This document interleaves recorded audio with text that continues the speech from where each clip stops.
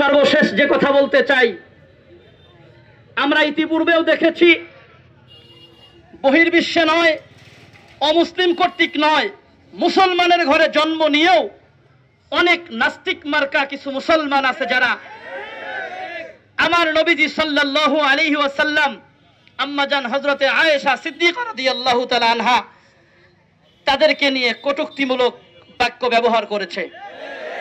সে ব্যাপারে বলতে চাই, বাংলাদেশের বর্তমান সরকারের কাছে যে কোনোদিন যদি বাংলাদেশে মুসলিম কর্তৃক হোক আর অমুসলিম কর্তৃক হোক আমার নবী সাল্লাল্লাহু আলাইহি ওয়াসাল্লামকে নিয়ে কোনো ধরনের কটূক্তিমূলক শব্দ উচ্চারণ করা হয়, তখন যেন বাংলাদেশের সংসদে এই আইন পাস থাকে যে তার জন্য কোনো কেস, তার জন্য কোনো মিটিং, তার জন্য কোনো মিছিল নয়, যখন ধরা পড়বে সাথে সাথে জনসম্মুখে তার যেন ফাঁসির রায় কার্যকর করা হয়। এটা সহ্য করা কখনো যাবে না যে বাংলার মুসলমান বেঁচে থাকতে মুসলমানদেরকে নিয়ে, মুসলমানের নবীকে নিয়ে বাংলার জমিনে কথা বলা হবে। আর যদি এই আইন সংসদ থেকে পাস না হয়, স্পষ্ট ভাষায় আমরা জানিয়ে দিতে চাই, জনগণ যেমন আইন মানতে জানে, জনগণ তেমন আইন ভাঙতেও জানে। এই জাতীয় আইন যদি সংসদ থেকে পাস না হয়, পরবর্তীতে যদি বাংলার জমিন থেকে কোনো বেঈমান আমার নবীকে নিয়ে কোনো কটূক্তিমূলক শব্দ উচ্চারণ করে, তাহলে আমরা প্রশাসনের কাছে কোনো ধরনের বিচার চাব না। আমরা যেমন আইন মানতে পারি, আইন ভাঙতেও পারি।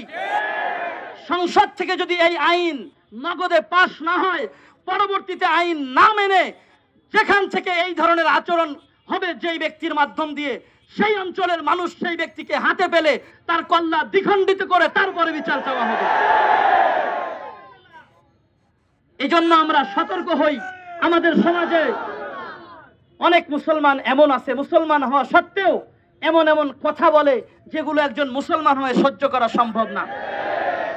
সর্বোপরি যে সমস্ত তৌহিদি জনতা দল মত নির্বিশেষে রসুলের মহব্বত এবং ভালোবাসায় নিজেদের সকল কাজকর্ম ফেলে এখানে উপস্থিত হয়েছিলেন, আমি সকলকে ধন্যবাদ জানাই, সকলের সুস্বাস্থ্য কামনা করি এবং সকলের কাছে দোয়া চাই।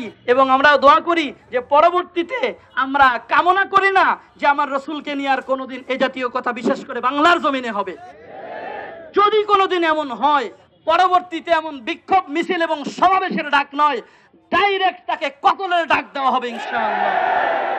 আমরা রাজি আছি তো সেটাকে সাড়া দিতে। আমা তাওফীক ইল্লা বিল্লাহ। দোয়া পড়ি, দরুদ শরীফ পড়ি, আমরা দোয়া হবে।